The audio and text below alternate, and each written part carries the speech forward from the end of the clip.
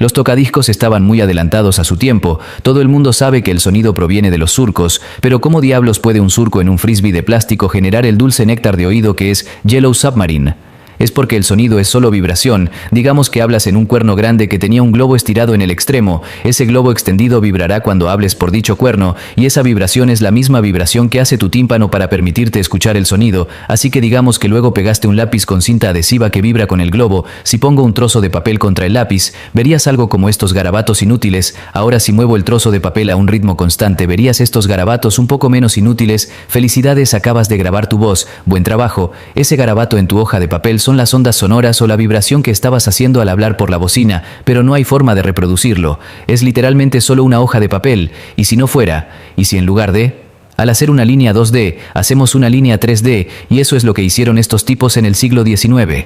El gramófono dice que Lady Gaga canta en un bighorn que enfocaría y dirigiría el sonido hacia un diafragma que es esencialmente un elegante globo estirado de antes. El diafragma vibraría, y unido al diafragma habría un lápiz o aguja que cortaría estas vibraciones en un disco de cera creando una línea 3D con protuberancias y valles.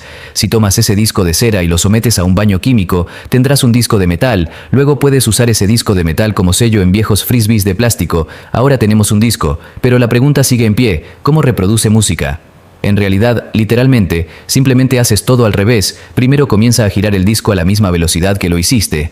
Disco de cera al grabar, luego deje caer la aguja en la ranura. Los baches y valles causarán que la aguja haga exactamente las mismas vibraciones que la aguja que grabó el sonido original, y al igual que cuando graba el sonido original, la aguja está conectada a un diafragma, y ese diafragma hará exactamente la misma vibración que la grabación original, y la vibración es sonido. Así que todo lo que tenemos que hacer es amplificar esa vibración agregando un cómico bighorn, y obtendrás exactamente el mismo sonido hecho por Lady Gaga, pero los discos modernos no usan bighorns. Entonces, ¿cómo funciona eso? Los tocadiscos modernos son un poco más digitales. En lugar de una bocina, es un altavoz, y en lugar de un globo endeble, es una bobina de cobre que vibra entre dos imanes a medida que la bobina de cobre se mueve. Entre los dos imanes se genera electricidad que va a un altavoz creando sonido, pero estamos en los años 80 y solo los perdedores ya usan vinilo, cinta de casete. Ahora, ¿qué tipo de brujería se usa para poner a Michael Jackson en este miserable trozo de cinta adhesiva negra?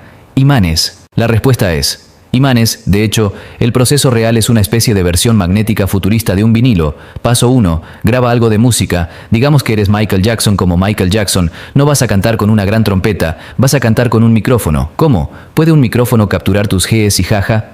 Bueno, abrámoslo dentro del micrófono. Encontrarás un diafragma que vibra cuando hablas al igual que el globo.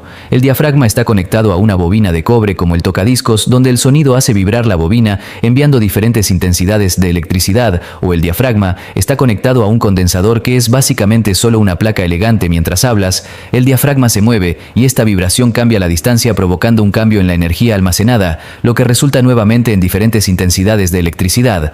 Paso 2. Imanes. Entonces ahora tenemos electricidad. ¿Cómo ayuda eso?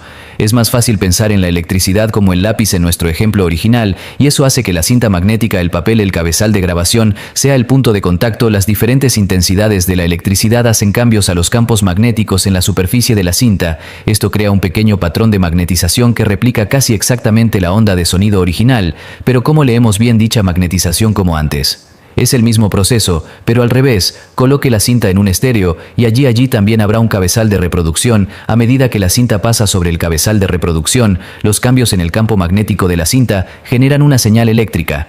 Esta es la misma señal eléctrica que se emitió durante la grabación.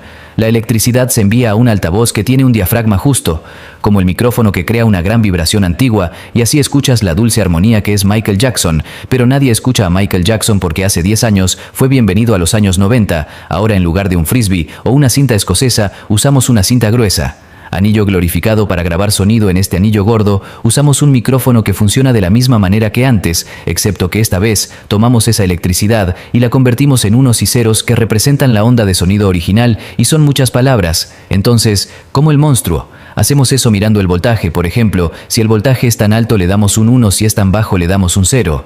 Ahora, usando un láser pequeño, ponemos estos unos y ceros en un disco donde el hoyo representa un 1 y una tierra intacta representa un 0, pero estos hoyos y tierras son tan pequeños que el disco parece suave. Ahora si pones este disco en tu crujiente cable onda del 92, lo leerá también con un láser. Este láser rebota en el CD si hay un hoyo. Rebota un poco diferente y escribe un 1. Hay una tierra que rebota igual y escribe un 0, pero ¿cómo estos unos y ceros se convierten mágicamente en música otra vez? Lo mismo, pero primero al revés, usamos un convertidor de digital a analógico, pero puedes simplemente llamarlo DAC. DAC generará una cierta cantidad de electricidad dependiendo de si lee 1 o 0. Esto crea el mismo flujo eléctrico que estaba en el micrófono cuando se grabó originalmente, y al igual que antes, el flujo eléctrico se envía a un altavoz que tiene un diafragma que vibra. Dependiendo de la cantidad de electricidad que reciba, creando rodillas débiles, brazos pesados y espaguetis de mamá, y toda esa información en realidad no es gratuita, te costará una suscripción y solo voy a darle la vuelta a esto, ¿sabes? Agradecemos los consejos en forma de comentarios similares.